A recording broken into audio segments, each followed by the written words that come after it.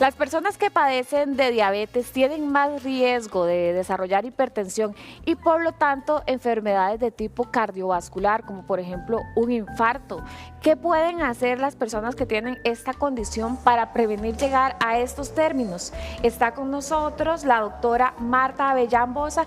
Ella es especialista en medicina interna, también en nefróloga, y está aquí también para responder las preguntas que ustedes vayan a realizar a través del Facebook Live. Buenos días, ¿cómo está? Hola Maricris, buenos días, saludos a todos.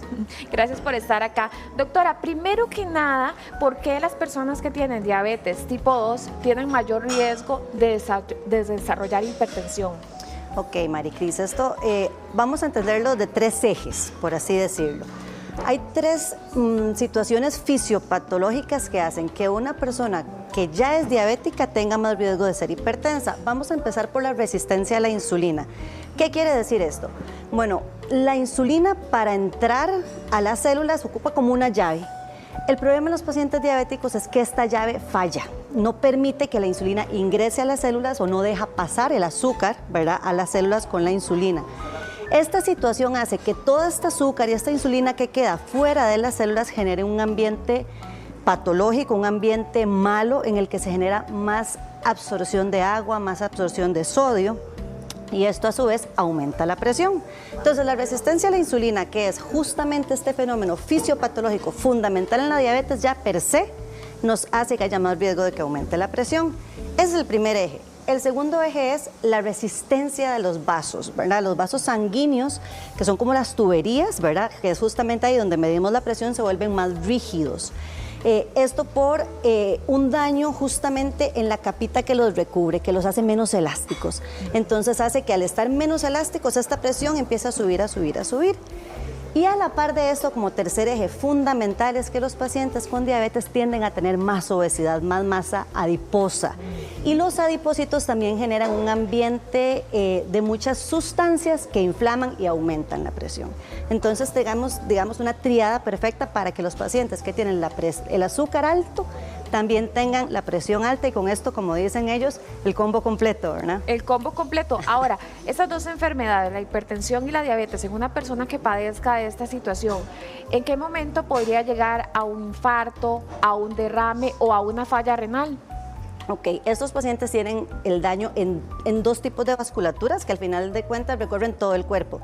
Las chiquititas, que son las arterias y venas que van a los ojos, las que van a los riñones y las que van a los nervios, ¿verdad? Esto es algo que vemos súper frecuentemente, le decimos la tripatía diabética, que es muy clásica, que hablamos de que los pacientes con diabetes, por ejemplo, dejan de sentir las manitas o las pies, ¿verdad? Y frecuentemente pisan, por ejemplo, un clavito y no se dieron cuenta, ¿de acuerdo? Entonces, eso es uno de los principales riesgos, pero también las macrovasculares, como vos lo decís, y es por todo este daño endotelial que va a las arterias del corazón, que nos puede dar un infarto, o del cerebro, que nos puede dar un accidente cerebrovascular, lo que comúnmente conocemos como un derrame.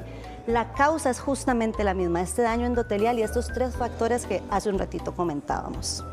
Repasemos esos tres factores para tenerlos claros. Resistencia a la insulina, enfermedad aterosclerótica endotelial de la capa que recubre las arterias, y la obesidad. Esa enfermedad que usted nos dice de las arterias vendría siendo lo que está relacionado con la presión alta. Por supuesto, las tres en total, pero cuando hablamos de infartos, de derrames y de enfermedad cardiovascular, generalmente a este daño del endotelio, de lo que recubre las arterias, es de lo que estamos hablando. Tefa nos está contando que lamentablemente la mamá tiene prediabetes y tiene ese daño. ¿Cómo se puede vincular este tema con la presión alta? Bueno, justamente se vincula del mismo modo. Vamos a hablar de que si ya uno es diabético, tiene hasta 2 veces más posibilidades de ser hipertenso, ¿verdad? De hecho, de toda la población diabética, entre un 50 y un 60% más o menos van además a tener hipertensión. Y la suma de estos dos factores además aumentan el riesgo de todas estas complicaciones cardiovasculares que vos ya bien mencionaste. Ahora, ¿cuál es la relación que existe entre ese tema de la hipertensión y la diabetes con el fallo renal? Bueno, es fundamental. Vamos a ver, los riñones, por supuesto que desde mi perspectiva es el órgano más bonito que hay. Son filtros, son los filtros del riñón. Entonces, a los filtros siempre les tiene que llegar lo que van a filtrar por tuberías, que en este caso es justamente las arterias. Cuando nosotros tenemos diabetes y hipertensión, los dos mecanismos están alterados, tanto el riñoncito que nos filtra como la tubería que llega a esa sangre. La tubería con el daño endotelial del que estamos hablando. Pero los riñones son, los filtros del riñón, yo siempre digo que son como un sedazo. Entonces, este sedazo no deja pasar lo que no debe. Pero si yo empiezo a pasarle azúcar y un montón de sustancias que vienen derivadas justamente de la enfermedad, este sedazo se daña. Y si yo tengo un sedazo dañado, tengo que cambiarlo, ¿cierto? Eso pasa en casa. Bueno, con los riñones pasa lo mismo, los filtros del riñón se dañan, pero no los puedo cambiar tan fácilmente, ¿cierto? De modo que entonces tenemos el daño que va en las arterias que llevan la sangre, pero también en el propio filtro dentro del riñón. Ocasionado por la misma diabetes. Por ambas, la diabetes en el filtro, pero hablamos de que la hipertensión, exacto, en la arteria que lleva esa sangre. Y la manguerita que va al filtro, para que lo entendamos todo. Exactamente, tenemos el sistema completamente dañado. ¿Qué pasa cuando una persona tiene la presión alta sostenida a lo largo del tiempo y no hay manera de bajarla? Toma pastillas, se toma el agua de pipa, hace todo lo que pueda y no baja. ¿Qué pasa? Perpetúa este daño en el tiempo y por supuesto que el daño a órgano blanco de eventos cardiovasculares se va a precipitar mucho más tempranamente. ¿Qué es el problema? Realmente, afortunadamente, son pocos los pacientes que no van a alcanzar metas con los tratamientos y los cambios en el estilo de vida. El problema es todo este tiempo antes en el que no nos dimos cuenta que teníamos la enfermedad, porque desafortunadamente en los niños estamos muy acostumbrados a llevarlos al control del niño sano, pero los adultos no tenemos esa buena costumbre de estar viendo cómo está la presión, cómo está el azúcar, cómo anda mi peso. Entonces, todo este tiempo que mantuvimos alta la presión o el azúcar alto sin darnos cuenta, genera este daño con el que ya entramos. Es decir, cuando nos damos cuenta y tenemos el diagnóstico, entramos ganando generalmente hasta 10 años. Hablando de hábitos de vida, ¿realmente una persona podría solucionar el tema de la presión alta con hábitos de vida saludable? Vamos a ver, en etapas muy tempranas podemos decir que va a ayudar muchísimo. Definitivamente vamos a decir que siempre previene, eso es un hecho, va a prevenir. Una vez que tenemos instaurado el diagnóstico, podemos intentarlo sobre todo si es un evento aislado, si es solamente hipertenso, hace piquitos de vez en cuando, podemos intentarlo. Pero no podemos asumir que definitivamente en el 100% de las personas con solamente hacer los cambios en el estilo de vida va a ser suficiente. Lo que quiero decir con esto es que es necesario mantenerlos, pero además asegurarnos que las cifras se controlen. De lo contrario, vamos a necesitar sí o sí tratamiento tomado. Dice Ale que la mamá es diabética, es hipertensa y le dan seguido arritmias. ¿Qué puede hacer en ese caso? Bueno, aquí son 3 situaciones diferentes. Digamos que aquí el combo completo además lo hizo a lo grande, ¿verdad? Son 3 situaciones diferentes que tienen sus tratamientos y sus seguimientos de forma distinta. Muy posiblemente, eso sí, la raíz de las arritmias deriva como una complicación cardíaca de la diabetes y la hipertensión, pero el tratamiento de las 3 cosas tienen que ir de la mano y es una tercera situación que se adiciona, digamos, a las otras 2 enfermedades que ya tiene. Ve el caso de Michelle, dice que ella tiene diabetes, le dio un derrame, tiene una vejiga neurogénica, presión alta y se ha estado hinchando mucho, los pies se le hinchan. Y el doctor le dijo que no era retención de agua. Entonces, si no es retención de agua, ¿qué es? Ok, aquí seguimos haciendo a lo grande los combos, ¿verdad? Entonces, cuando una persona se hincha, una de las causas es retención de líquido por fallo renal. Aquí es solo si perdemos proteínas, pero si ella tiene todo este otro montón de complicaciones cardiovasculares, puede, por ejemplo, tener falla cardíaca, también una insuficiencia cardíaca que puede dar que se retenga líquido o que se hinchen las piernas. Además, la insuficiencia vascular, ¿verdad? Lo que la gente comúnmente llama como problemas de circulación, que se dilatan las arterias, más no necesariamente se está reteniendo líquido, es otra de las situaciones en una persona como ella que deberíamos de descartar. Don Minor tiene 54 años. Hace 10 años le diagnosticaron que tiene el corazón agrandado. A él le pasa mucho que se le acelera el corazón. De hecho, se le dilata y llega a un 20%. También utiliza insulina, o sea, diabético. Entonces, ¿qué le puede recomendar a él? Bueno, el control de todos los factores de riesgo. Una vez más, aquí todo suma. Que yo tenga bien controlada la presión, que tenga bien controlada el azúcar, que no, eso va a hacer que se retenga menos sodio, que se retenga menos agua y que ese corazoncito que ya de por sí anda un poquito renco, trabaje menos. Entonces, definitivamente en estos pacientes es fundamental ese engranaje de todas las situaciones, porque todas van o a ayudar o a entorpecer el manejo de la siguiente enfermedad. ¿Qué le puede recomendar usted a una persona que quizás está con obesidad, que siente que tiene pues la presión un poco alta, quizás algo de resistencia a la insulina y está comenzando en esto? ¿Qué le puede recomendar para poder revertir esta situación y ponerse en regla? Uno, educarse. Y definitivamente esos espacios son valiosísimos para que la gente haga conciencia de la importancia de mantener al filo de estas enfermedades. Estilos de vida siguen siendo fundamentales. El consumo de sal, el costarricense consume muchísima sal, de forma así de base consumimos hasta 2 meses más de lo que recomiendan las guías internacionales, en una comidita cualquiera. Muy salados. Mucho, y eso los que comemos sin echarle sal a la comida. Imagínate. ¿Verdad? Eso los que comemos de base, entonces eso es algo fundamental. Todas las chiverías que estamos acostumbrados a comer, ¿verdad? Los estilos de vida, el ejercicio físico, los famosos 150 minutos semanales, debemos de hacerlo.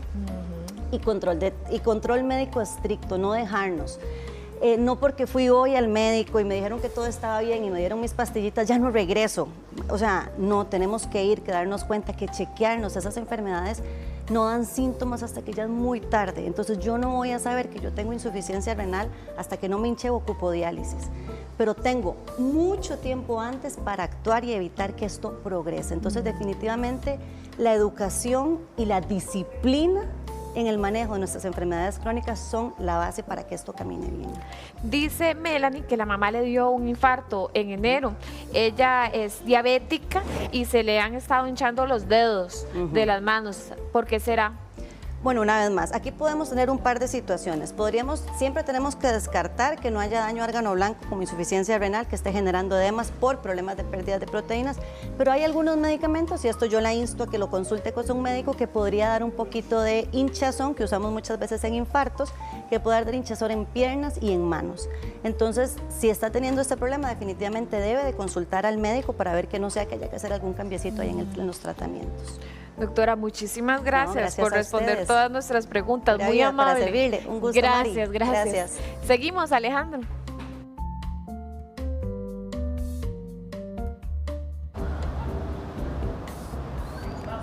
Gracias, Maricris. Ahora vamos a hablar un tema muy importante, y es que a veces sentimos que corremos y corremos y corremos y no logramos nada en la vida, no logramos avanzar.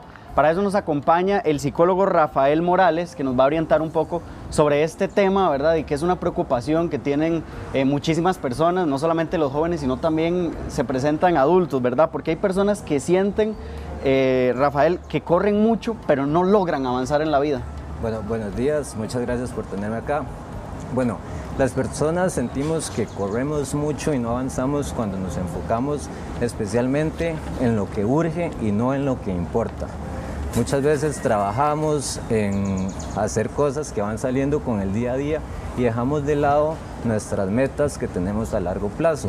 Entonces, al final del día, cuando terminamos de hacer todo lo que teníamos que hacer, nos sentamos, pensamos en lo que en realidad nos importa y decimos, juepucha, no invertí nada de tiempo en esto.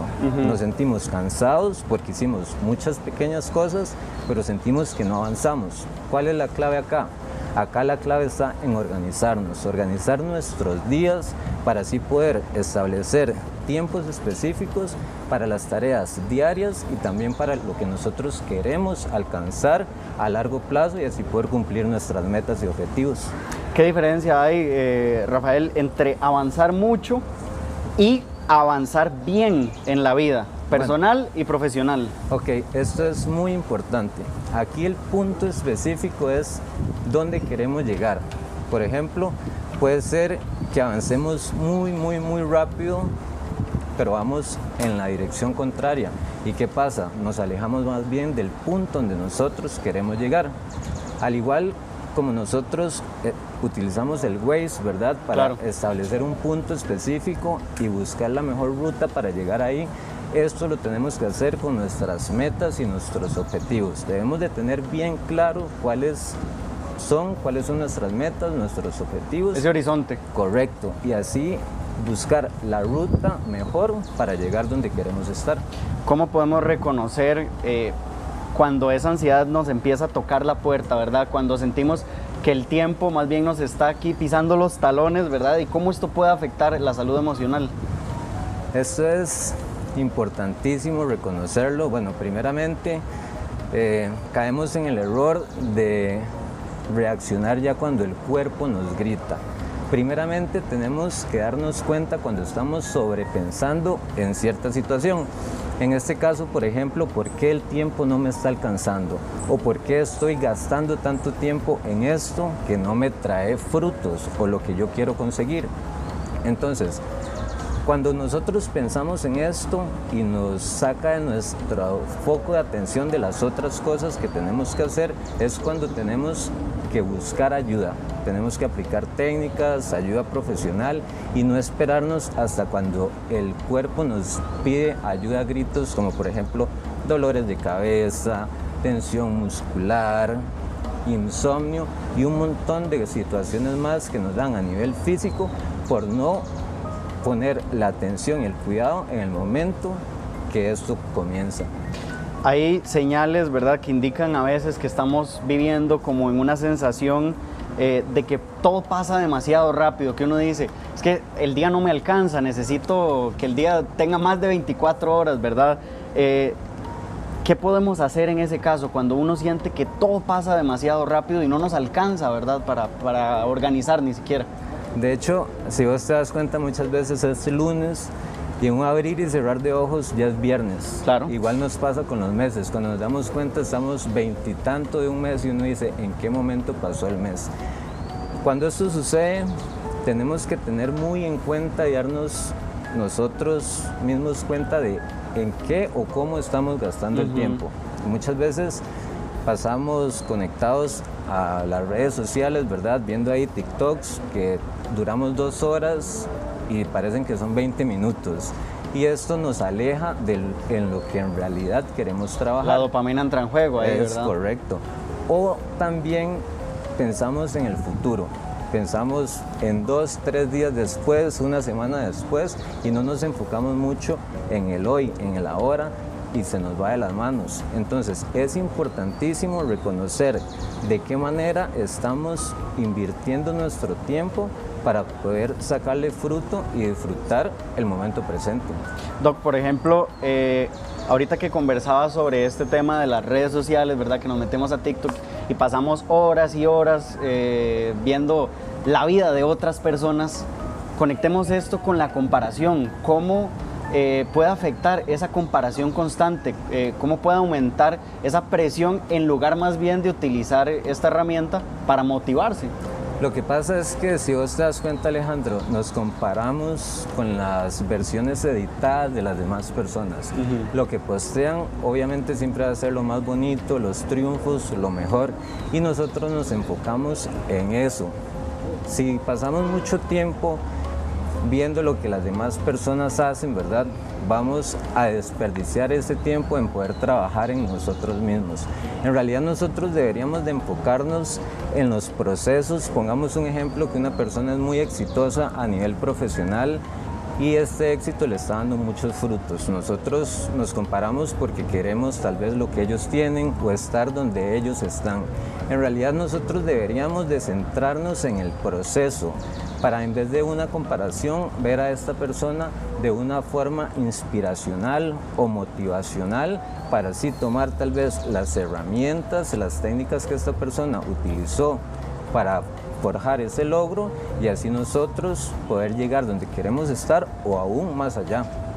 Nos pregunta Jessica, por ejemplo, en el Facebook de Giros, que a veces son las circunstancias de la vida las que nos frenan, ¿verdad? Y tiene razón, ella dice que tiene hijos con ciertas condiciones, ¿verdad? Y que justamente eso le ha dificultado lo que se propone para su vida y eso al final la frustra. Claro, hay que tener en cuenta que hay situaciones que desafortunadamente nos sacan de nuestro camino hacia nuestras metas, ¿verdad? Y hay situaciones que desdichadamente no podemos controlar.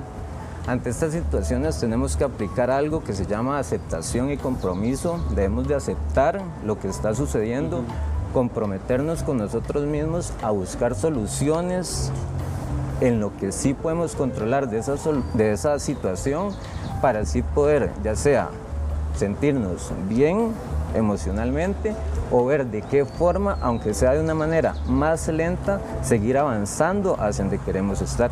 Hay personas como Jessica que son las circunstancias de la vida la que ella, en este caso, ¿verdad?, por sus hijos no la permiten llegar hacia donde ella quiere llegar. ¿Qué pasa con las personas que más bien tienen una meta invisible o no tienen una meta, ¿verdad? No tienen esa claridad de rumbo y sienten que la vida les pasa corriendo y ellos están en un solo punto estáticos. Como esa imagen de la persona en una avenida y pasa mucha gente alrededor y la persona está quieta, ¿verdad? A veces se siente así, como que la vida pasa a nuestro alrededor. Eso es lo que sucede, nos sentimos perdidos. Perdidos. Cuando tenemos una meta que no está clara, nosotros queremos avanzar, pero no sabemos hacia dónde, no sabemos cuál es el camino correcto, porque no sabemos dónde es que queremos llegar. ¿Y qué pasa con esto? Cuando esto pasa, sentimos que perdemos mucho tiempo, nos frustramos y por lo general terminamos abandonando esa meta. Entonces es muy importante tener metas claras y adicional tener el camino claro para llegar ahí. Por otra parte, es fundamental establecernos mini metas como escalones, ¿verdad? Que vayamos subiendo para llegar a ese punto y cada vez que logramos alcanzar un escalón, celebrarlo, celebrar esos pequeños logros que nos van a automotivar y así también solamente nosotros sabemos cuánto esfuerzo hemos puesto para lograr cada cosa que nos vamos cumpliendo. Ya por último, ¿cuáles son las herramientas que podríamos adoptar nosotros para poder manejar esto de la mejor forma, ¿verdad? De cuando yo siento que la vida pasa, ¿qué podemos hacer o qué herramientas prácticas y psicológicas podríamos implementar para controlar un poco esa ansiedad y esa frustración por esa comparación constante? Bueno, primeramente tenemos que establecernos metas claras. Para esto tenemos que hacernos 3 preguntas. ¿Qué quiero? ¿Por qué lo quiero? ¿Y cómo lo quiero? Una vez que tenemos esto claro, tenemos una buena base para empezar a forjar este camino. Por otra parte, para dejar un poquitito la prisa de lado, ¿verdad? Es fundamental enfocarnos en el hoy, en el aquí y el ahora.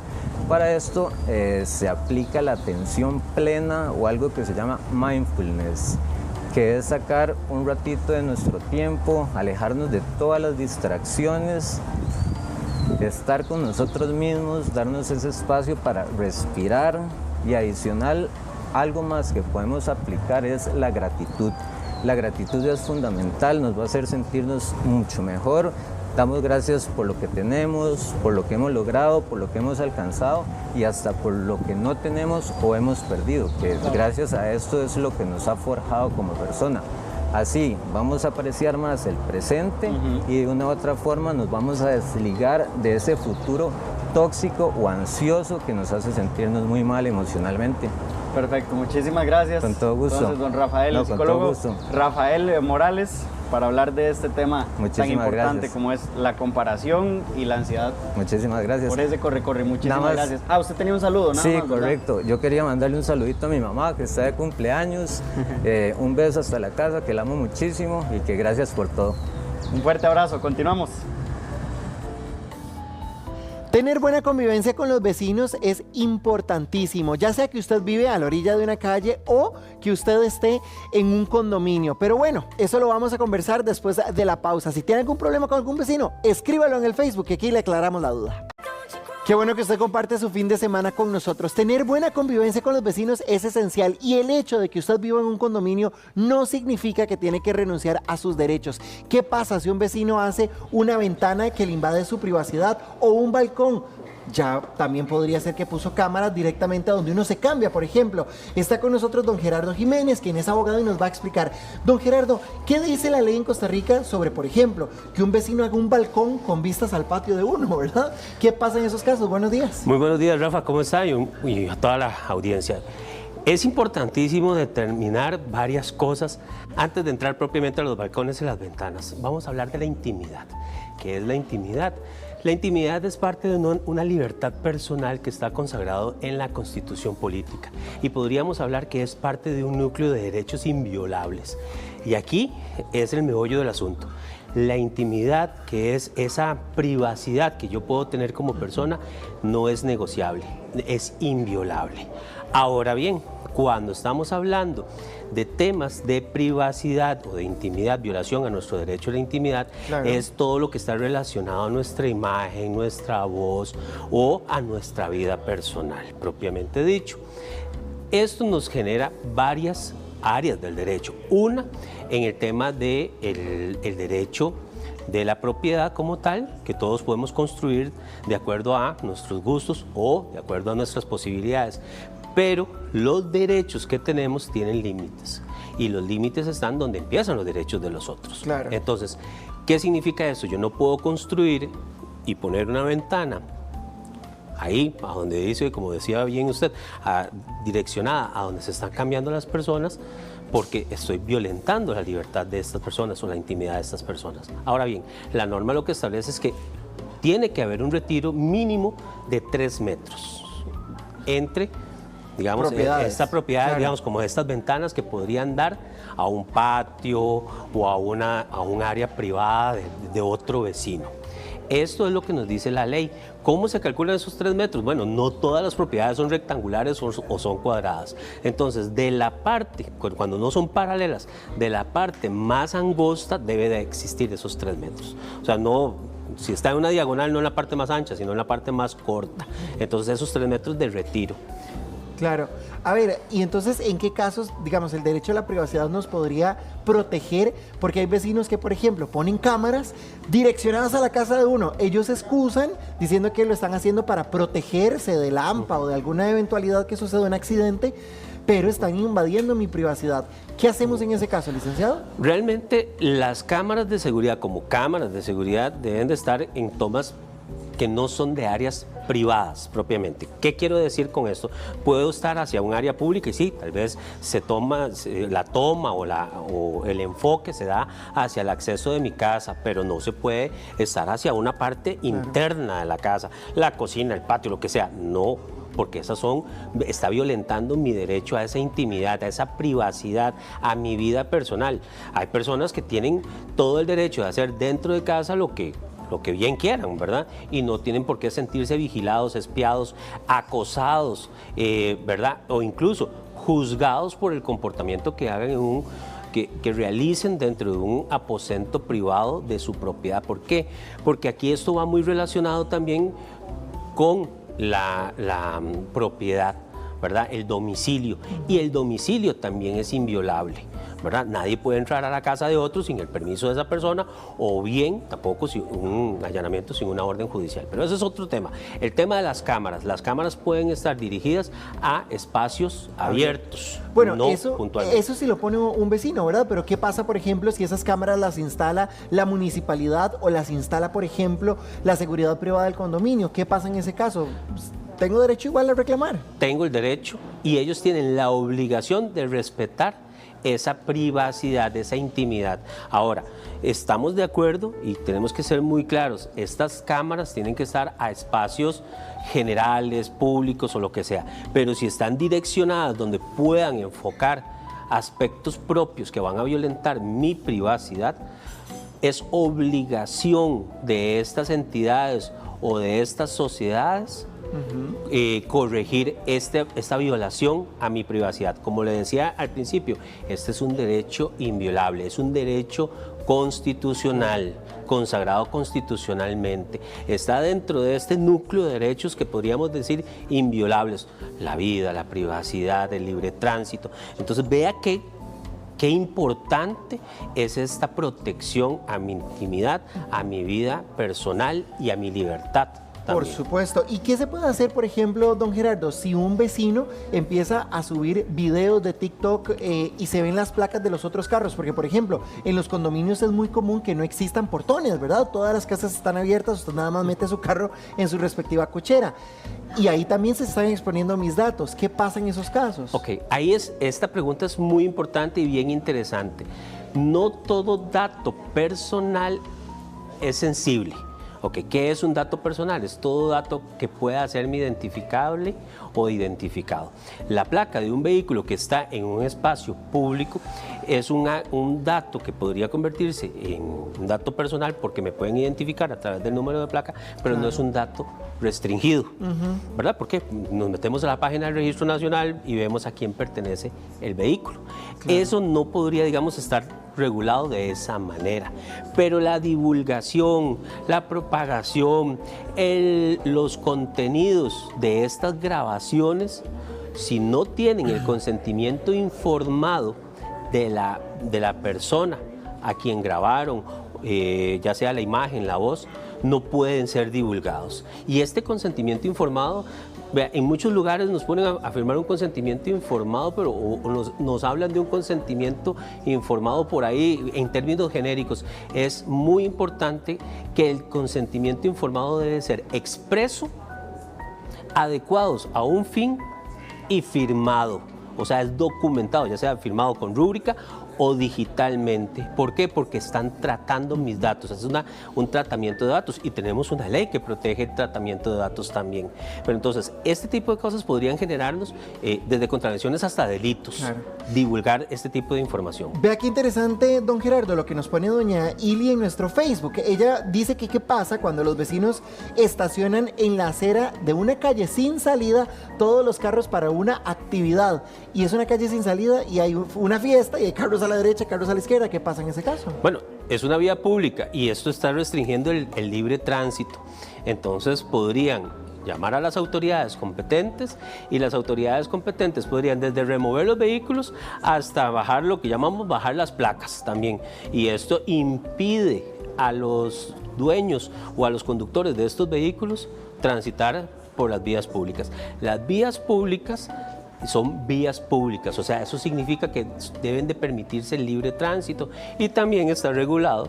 La libertad de tránsito también está regulada a nivel constitucional. ¿Y qué entonces hace doña Ili, que nos escribe al Facebook? Llama al 911 a la policía. ¿Qué pasa en ese caso? Si es una vía pública, porque puede ser una vía privada, por ejemplo, en un condominio que tiene sus propios reglamentos y su propia regulación, ¿verdad? Si es una vía de acceso público, una vía pública, llame a las autoridades correspondientes, a la policía de tránsito, para que estas personas o estas autoridades ejecuten las acciones necesarias de acuerdo a la legalidad. Licenciado, yo sé que en los condominios, ¿verdad?, existen reglamentos internos y lo hemos conversado incluso con usted varias veces, pero ¿vivir en un condominio implica renunciar a algún derecho, por ejemplo, distinto a si yo viviese en orilla calle, como vivimos la gran mayoría? No, vamos a ver. La modalidad de vida en condominio tiene ciertas regulaciones particulares, por ejemplo, los espacios públicos o las áreas comunes, o incluso la otra vez hablábamos, recuerdo bien, del tema de fachadas y todo esto, digamos, para una cuestión estética. Esas son las regulaciones que podrían darse en un condominio. Pueden llegar a un grado de detalle todavía mayor, pero yo no voy a renunciar a derechos que son irrenunciables. Claro. Mi intimidad, mi privacidad, mi libertad de tránsito, mi vida es inviolable. Entonces son derechos completa y totalmente innegociables, para decirlo de alguna manera. Hablemos de elementos de conciliación, licenciado, porque nos gustaría saber si aplican las mismas reglas si hay un problema en un barrio común y corriente que si hay un problema en un condominio. Bueno, en un condominio va a existir un administrador, un administrador, pero recuérdense que la asamblea condominal es el gran jefe, para decirlo así, es el que regula las normas del condominio. Pero ojo, los reglamentos de los condominios deben de estar debidamente inscritos, ¿verdad? Entonces a veces se hace un reglamento condominal y después hacen un montón de interpretaciones porque la administración dice y porque... No, vamos a ver, lo que es una regla aplicable para los condóminos es el reglamento que se encuentra inscrito ante el Registro Nacional. Y en el tema de, me decías, de si es diferente, sí, son modalidades distintas, simplemente. Vea, dice doña Ligia que ¿qué puede hacer ella? Dice que los vecinos hicieron un balcón del lado de la propiedad de ella y se sientan todo el día a ver hacia el patio de ella. Ok, puede pasar... Pero ya está construido, ¿verdad? ¿Qué pasa en ese caso? Ok, vamos a ver. Puede ser que ese balcón haya sido hecho sin permisos, o puede ser que sí, depende del retiro, ¿verdad? El tema es, como le decía al principio, mientras exista un retiro entre la construcción de unos 3 metros, ¿verdad? Podría no darse esta violación a mi intimidad. Ahora bien, debe de analizarse también si esa construcción fue realizada con o no con los permisos municipales y con los permisos constructivos del Colegio de Ingenieros y Arquitectos. Conflictos. Los conflictos se pueden resolver a través de la mediación, también, ¿verdad? Acudir a los juzgados también a nivel de procesos civiles, que son conflictos entre vecinos, claro, lo que denominamos interdictos, ¿verdad? Y va a haber un tercero imparcial el que va a resolver esa diferencia. Ve, aquí nos falta doña María y doña Tamara. Usted y yo, don Gerardo, nos quedamos aquí contestando. ¿Está bien? ¿Cómo no? Muchas gracias. Charly Melina López Bermúdez. Doraditas, crujientes y llenas de sabor. Le hablamos de unas riquísimas empanadas de maíz. La chef Alexandra Vargas está con nosotros, también con don Francisco, para ponernos a hacer esas buenas empanadas. Doña Alex, muy buenos días y cuénteme con qué vamos a arrancar. Buenos días. Hoy les traigo cositas hechas a base de maíz nuevamente, y esta vez en honor a una gran amiga, doña Mari, que me enseñó a hacer estas empanadas, y aquí mi asistente, que es un artista haciendo de todo. Bueno, arranquemos entonces. Eso. ¿Qué tiene usted ahí, doña Alex? Aquí tengo una masa que ya hice, es con harina de maíz, agua, sal al gusto y lleva queso seco. Es parte del encanto de la masa. Empecemos, ¿cómo Claro tenemos que que sí. hacerla? Vamos a usar 2 plásticos y Francisco va a ir haciendo también las otras. Eso, Francisco, adelante. Él es un mega artista. Doña Alex, es que uno no sabe en qué grosor tiene que quedar, cómo se mide eso, porque yo veo que usted lo hace ahí a punta de ojímetro. El ojímetro, exactamente. Bueno, pues yo le diría varias cosas. Primero, debe quedar bien regular el Claro. grosor, porque si queda muy grueso en unas partes y muy delgado en otras, no se va a dorar de manera adecuada. ¿Ok? Tiene que quedar todo igual. Exacto, y yo diría que pueden ser unos 3-4 milímetros de grosor la masa. Por ejemplo, usted ahí trae diferentes rellenos. ¿De qué la vamos a hacer esta? Bueno, yo... Son es- estos, con permiso, Sí, son claro. estos 3 de aquí, ¿verdad? Exacto, trajimos para esta ocasión chicharrón, pollito mechado y picadillo de papa, que es el que voy a hacer yo. Francisco está haciendo de los otros sabores. Entonces, ya una vez que extendimos esto, vamos a ponerle el relleno. No se puede o no se debe poner exceso de relleno. Creo que me queda un poquito corta con el relleno. Ah, ahí hay más, ahí hay más. Sí, voy No a se robarle un preocupe. poquito a lo que tenemos aquí para que quede un poquitico mejor. O sea, que no quede ni muy rellena ni tampoco muy pinche, ¿verdad? Exacto. ¿Qué pasa si queda muy rellena? Si queda muy rellena, se puede llegar a romper. Y como las hacía doña Mari, era que las cerraba así y después las extendía así para sacarle el aire. Era como un cariñito extra que le hacía a las empanadas. Y Francisco, que es el mega artista, está haciendo ahí otras que espero que las saquen en Ahí cámaras. están todos viendo. No se preocupe, doña Alex. Ahora, uy, don Francisco, Hay ¿así que a la hacerlo mano? así mismo. Dele. Con mucho, mucho cuidado. Claro. Ahora, doña Alex, por ejemplo, mientras esa se va haciendo, aquí tenemos esta otra deliciosísima que usted la rellenó con buen repollo y buenas salsas.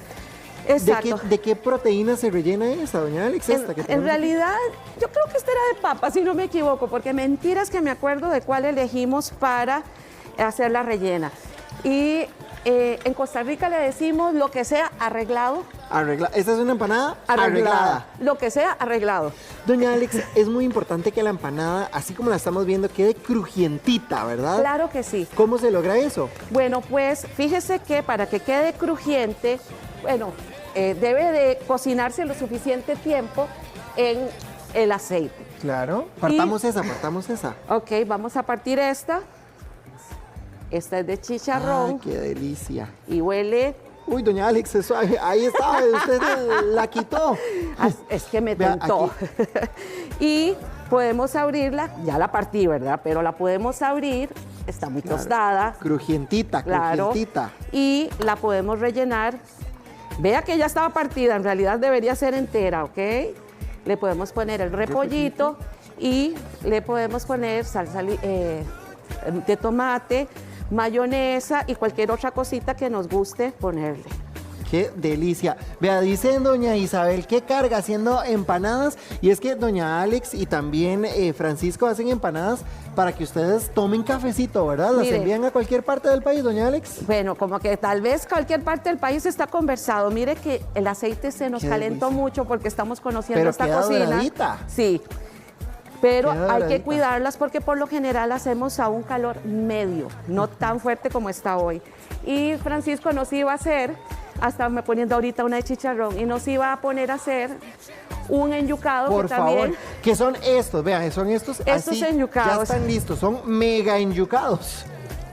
Pero mega enyucados. Sí, no queda uno con hambre después de un enyucado de esos deliciosísimos. ¿Con qué se rellenan los enyucados, doña Alex? Bueno, se puede rellenar al igual que una empanada con lo que uno quiera. A mí en lo personal me encanta con carne mechada.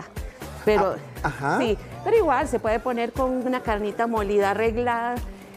Ya, Francisco, pase por favor Sí. para que nos cuente. Porque yo veo que Francisco le puso harina. poquito de- ¿Cuál es la idea de eso, doña Alex? Resulta que la yuca que estamos usando hoy estaba muy aguadita. Entonces le estamos dando un poquitito de Compactación ahí. digámosle que compactación para poder rellenarla sin que se nos desarme. Uy, qué delicia. ¿Con qué se prepara ese pollito? Bueno, ese pollito, que es, creo que está muy relleno, ese pollo resulta que se hace sudando el pollo, como llamamos en Costa Rica, con olores. Dígase chile dulce, cebolla, apio, Que es ajo. este mismo pollito que tenemos Es ahí. exactamente el mismo relleno, exactamente. Mira, ya estas empanaditas, si no las cuido, se nos van más bien a Y, super pasar. Pongámoslas ahí, no importa, Sí. doña Alex, en la misma bandejita, no se preocupe. Las voy a Porque poner al quedan- revés porque me da miedo quemarme. Está muy, muy caliente en este momento. Tienen que tener Muchas cuidado. gracias. Sí. Doña Alex, ese pollito entonces se suda y ¿qué más se le Bueno, pone? una vez que está cocinado, yo lo que uso por lo general es pechuga de pollo con hueso, porque de paso nos da muy, pero muy buen sabor al caldito. Una vez que está cocinado, retiro el pollo, lo mecho, como debe ser, ahí nos están poniendo con mucho El cuidadito, enyucadito. sí. Se debe poner poquita grasa y a calor bajo. Ve, apártase un enyucadito para que lo podamos ver, Claro que porque sí. usted ahora nos decía que tiene que tener buena cantidad de queso también. Miren, vamos a partir, ¿qué les parece este que está acá al frente? Es Vamos. más suavecito, ¿verdad? Claro, el los enyucado. enyucados no son tostados a menos de que se... Miren la barbaridad de Ve, relleno. ahí, déjela ahí, no se me mueva, doña Alex, por favor. Vean la delicia, ese pollito también al estar tan arregladito le pasa ese sabor a la masita, ¿verdad? De hecho que sí. Y también a veces para las empanadas e inclusive para los, no tanto para los enyucados, para las empanadas usamos el caldito en el que se hizo el pollo para darle un sabor extra a la hora de hacer la masa. Claro. Vean que ya está esta empanada. Les vuelvo a decir que estábamos aprendiendo a usar el calor de esta No, cocina. pero quedó dorada como a uno le gusta esa empanada. Absolutamente doradita, crujiente, deliciosísima, como nos gusta a los ticos. Exactamente, Francisco, muchísimas gracias por acompañarnos esta mañana. Ay, Doña Alex, muchas gracias también Quería por habernos contarte acompañado. algo más. Ajá. Aquí traje estos queques navideños, rompope y tamales porque estoy esta semana en promoción con una cajita que se llama Sabores de Navidad. Estamos vendiendo esta semana eso, entonces para aprovechar la publicidad de algo tan rico, nos estamos adelantando. Así es, muchas gracias, doña Alex, muy amable. Charly.